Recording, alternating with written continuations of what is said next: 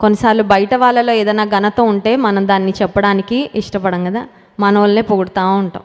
వాళ్ళలో తప్పులు ఉన్నా కూడా మన వాళ్ళే అల్టిమేట్ అన్నట్లు ఉంటుంది మన ధోరణి. కానీ యేసయ్య నిష్పక్షపాతంగా ఒక రోమా శతాధిపతి, ఆయన లాంటి విశ్వాసము నేను ఇశ్రాయేలీల్లో కూడా ఎక్కడా కనుగొనలేదయ్యా, ఎంత గొప్ప విశ్వాసం అని అతని విశ్వాసాన్ని కొనియాడినట్లుగా మనం గమనిస్తున్నాము. వెంటనే యేసే చెప్పిన మాట 13వ వచనం, అంతటా యేసు ఇక వెళ్ళుము, నీవు విశ్వసించిన ప్రకారము నీకు అవునుగాకని శతాధిపతితో చెప్పెను. ఆ గడియలోనే అతని దాసుడు, this is point to be noted, at the same hour, at the very hour అని ఉంటుందండి.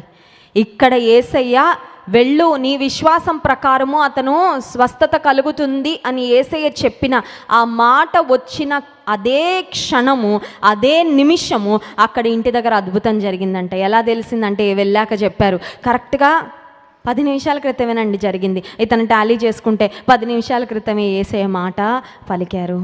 ఎంత గొప్ప దేవుడు అండి. బహుశా ఆ శతాధిపతి యొక్క దాసుడు తన జీవితంలో ఆ గడియ కొరకు ఎంత ఎదురు చూసుంటాడో. పక్షవాయువు వస్తే కొన్నిసార్లు ఇంకా మళ్ళీ రికవర్ అయ్యే ఛాన్సెస్ కూడా ఉండవు. కొంతమంది ఇంకా జీవితకాలం అంతా అలా పడకకే పరిమితం అయిపోయి అలా సేవలు చేయించుకుంటూనే వారి జీవితము గడిచిపోతూ ఉంటుంది. ఈ రోజుల్లో అంటే ఫిజియోథెరపీ, రకరకాల ట్రీట్మెంట్స్ వచ్చి కొంతవరకు కోలుకోగలుగుతున్నారు. కానీ ఆ కాలంలో ఒక వ్యక్తికి పక్షవాయువు వచ్చిందంటే కొన్నిసార్లు ఇక జీవితాంతం ఆ పడకకే పరిమితము. ఆ దాసుడంటే ఎంతో దయగలిగిన శతాధిపతి యేసయ్య వద్దకు వచ్చి ఆ అద్భుతమైన మాట పొందుకున్నాడండి. ఏం పొందుకున్నాడండి? ఆ మాట, నీకు స్వస్థత కలుగుతుంది అని యేసయ్య పలికిన ఆ మాట పొందుకోగానే అతని జీవితంలో కార్యం జరిగింది. ఎందుకు అద్భుతం జరిగిందంటే he accepted that Jesus has authority over everything. యేసయ్యకు సర్వాధికారం ఉంది అని ముందు అంగీకరించాడు.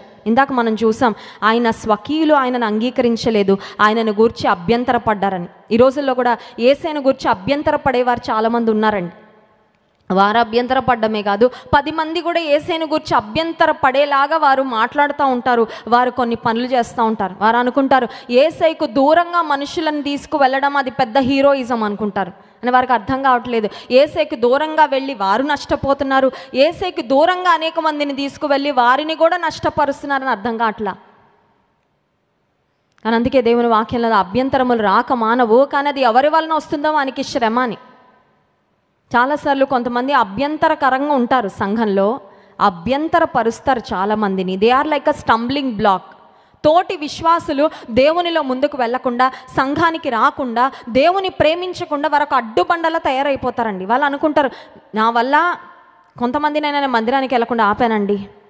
ఆ మధ్యకాలంలో ఒక యవనస్తుడు నాతో చెప్తున్నాడు, నా గోల్ ఏంటంటే 1000 మంది నరకానికి తీసుకెళ్లాలంట. ఏంటంట?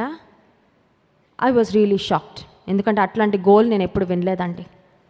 అంత కఠినమైన హృదయము, అంత కఠినమైన ఆలోచన అపవాది కలుగజేశాడు. ఈ అబ్బాయి ఛాన్స్ ఇచ్చాడు అపవాదికి.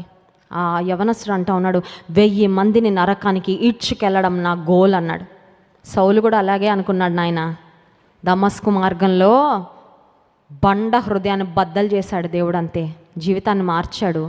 1000 మందిని చంపుదాం అనుకున్నాడేమో సౌలు టార్గెట్ ఏంటో మనకు తెలియదు. 1000 మంది క్రైస్తవులను, దేవుని మార్గంలో ఉన్న వారిని హతమార్చాలనుకున్నాడేమో. ఈరోజు లక్షల కోట్ల మందికి దీవెనకరంగా దేవుడు పౌలు భక్తుని మార్చాడు. హల్లెలూయా. అతను చేయాలనుకుంటున్న డ్యామేజ్ ఇంతే, కానీ దేవుడు అతని జీవితాన్ని మార్చాక ఒక కన్స్ట్రక్టివ్ వేలో, పౌలు భక్తుడు చనిపోయి ఎంతకాలమైంది, ఇన్ని వందల వేల సంవత్సరాలలో the way he has influenced, ఎంతమందిని ప్రభావితం చేస్తూ ఉన్నాడండి దైవజనుడు.